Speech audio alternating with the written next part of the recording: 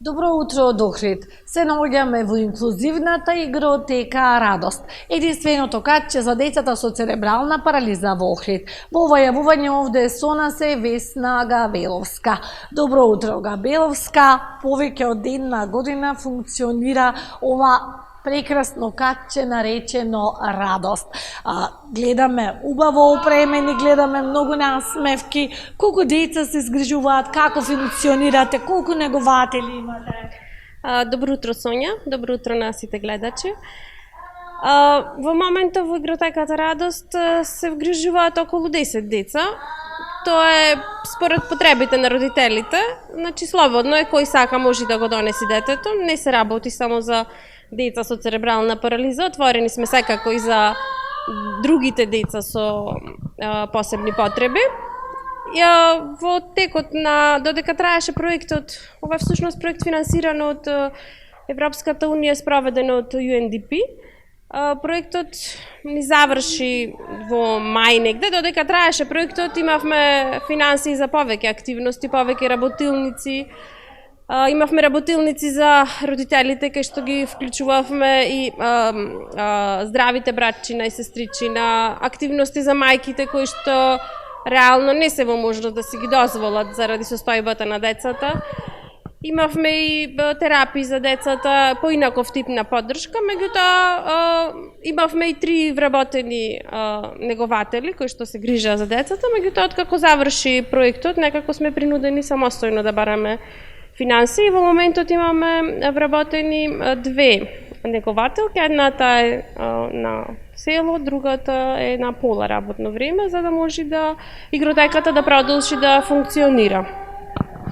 Не само што игротеката има потреба да продолжи да функционира со оглед на тоа што родителите кои што се соочуваат, кои што растат вакви дечи на кои што имаат посебни потреби, не можат да ги извршуваат основните работни обврски, те не можат ни додат на работа доколку нема услови каде нивните деца да бидат згрижени. Да, така е, многу е битно да има како и сите останати родители кои имаат и здрави деца. Ако нема каде да го остави детето, нема како тој родител да оди на работа. Сега, ние тука се соочуваме со еден друг проблем. Сакавме игротеката, значи планот беше игротеката покасно да прерасне во дневен центар, значи некако да се вклопи, да има одржливост, не само да започнеме еден проект кој што ќе потрае неколку месеци и кога ќе заврши финансирањето да заврши. Приказната беше многу убава, мислам и започна добро. Аплициравме на повикот од Министерството за труд и социјална политика за развој на социјалните услуги. Општината како апликант, Сдруженијето воопшто како апликант за отварање на дневен центар во август 2022 година. Проектот ни беше одобрен и договор се потпиша во декември со Министерството, меѓутоа ние се уште не сме започнати со реализирање на проектот, затоа што сме заглавени со административни процедури кои што, значи, многу не кочат, а се работи за деца и се работи за човечки судбини. Значи, тој дневен центар требаше да згрижи околу 20 до 30 деца, некој со 8 часовна грижа тука, општината, значи градоначалникот ги потпиша сите потребни документи дека ќе ни се даде дополнителен простор така што целиот простор требаше да биде околу 300 квадрати, 300 до 400 квадрати и ќе имаше стручни лица кои ќе работат тука, значи физиотерапевти, логопеди, дефектолози и негователи кои што би се грижеле на соодветен начин и децата, значи, би имале едно место каде што достоинствено би останале во текот на денот и родителите не би се грижеле ќе го остави своето дете и дали некој ќе се грижи и дали ова дете ќе добие се што ќе му треба. Сега ние неколку месеци се соочваме со проблем околу документите за просторот и затоа се дури тоа не се реши, ние не можеме да започнеме со реализација на проектот затоа што не се ослободуваат никакви финансии за опремување. Проблемот со просторот е затоа што ова е простор од стара касарна кој што припаѓал на државата и сега тука е нешто државата го дала на општината, па општината не sme да ни го даде нас, ние мораме да го бараме од државата, меѓутоа како е напишан тој документ, со кој што ние то го бараме, е голем проблем и ни се враќа постојано како погрешно напишан и сега сме на крај негде или ќе ја завршиме оваа процедура со документацијата или проектот воопшто нема да започне, затоа што имаме рок за реализација до да заврши, значи целосно. Прво требаше 6 месеци имавме за опремување и 12 месеци за давање на услугата, со тоа што Сдруженијето ќе се лиценцираше и ќе ја дававме оваа услуга и после Министерство ќе преземеше со финансирање на плати и центарот, значи тој проблем ќе се решеше еднаш за секогаш, меѓутоа ние сме тука заглавени. Ако го решиме проблемот до крајот на октомври и започнеме со реализација на проектот, имаме шанси негде до јуни да завршиме. Ако не, ништо нема да биде од тој проект, за жал.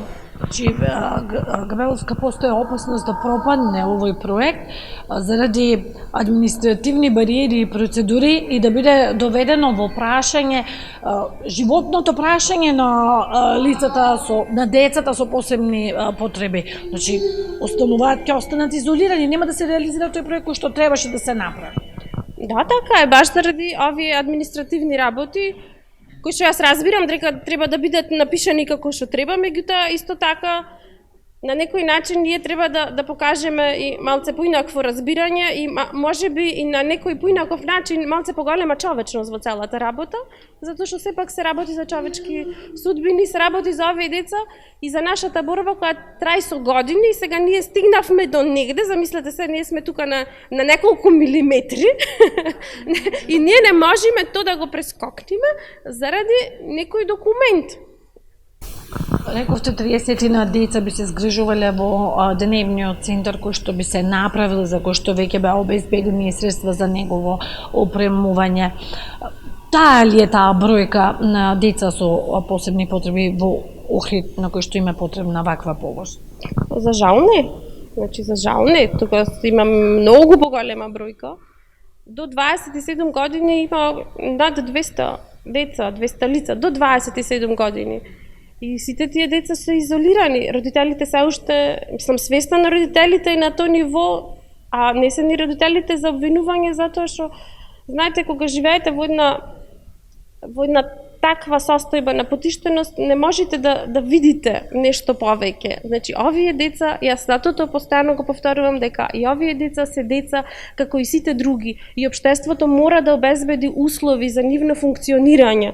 Тоа значи да обезбеди пристапност, да обезбеди соодветен начин тие да се вклучат во општеството, за да можат и родителите некако тој нивни живот, таков каков што е, дефинитивно ќе се врти секогаш околу тој проблем. Значи, и на сите родители, животот на родителите им се врти околу децата, така и, значи, можеби овие се деца со поинаков проблем, меѓутоа ако општеството не олесни, како ние сами се да направиме?